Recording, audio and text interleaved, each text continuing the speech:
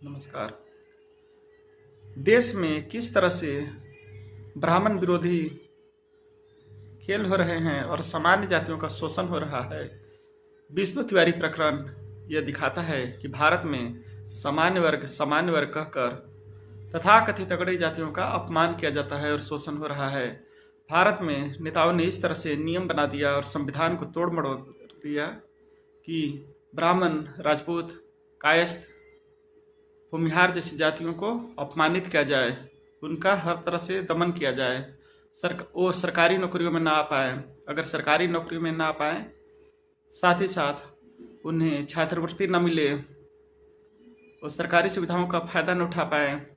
अगर सामने वाला साथ में नौकरी पा भी लेता है तो प्रमोशन में आरक्षण के दम पर वो सीनियर हो जाएगा। ये इनके प्रकरण ब्राह्मणों को, राजपूतों को, कायस्थों को, भूमिहारों को अपमानित किया जाता है और जा रहा है, और ये खुलेआम बेशर्मी से, निर्लजता से हो रहा है और संविधान को तोड़ मड़ोड़ कर मजाक बनाकर रख दिया है।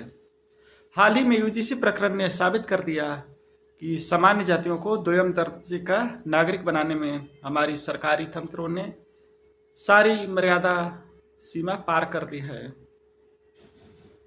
SC/ST एक्ट दुनिया का अजूबा कानून है और ये बेशर्मी, नैतिकता, लाशरम नाम की चीज राजनीति में नहीं रह गई है, इसको भी यह दिखाती है। विष्णु तिवारी प्रकरण यह दिखाता है कि SC/ST एक्ट का किस तरह से अपमान करने के लिए, ब्राह्मणों को बेइज्जती करने के लिए, जिंदगी बर्बाद करने के लिए इस्तेमाल हो रहा है। 20 सालों तक गरीब ब्राह्मण विष्णु तिवारी जेल में रहे। इस दौरान उनके माता पिता, भाई मर गए, सारे खेत जायदाद बिक गए और वो सड़क पर आ गए।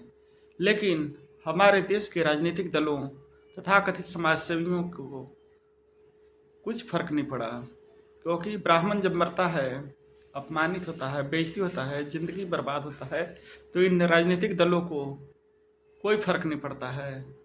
ब्राह्मणों के मरने पर इन लोगों को खुशी महसूस होती है और यह दिखता भी है। कानून किस तरह से बनाए गए हैं, यह दिखाता भी है कि सामान्य जातियों को मरने से, शोषण होने से, अपमानित होने से राजनीतिक दलों को और तथाकथित समाजसेवियों को कोई फर्क नहीं पड़ता है। 20 सालों तक SC/ST एक्ट में फंसा विष्णु तिवारी जेल से बाहर आते हैं, लेकिन हमारे देश की सिस्टम ऐसी है कि सूद बूद नहीं ली। अखबारों में पढ़ा कि 600 रुपया दिया गया, क्योंकि 20 सालों तक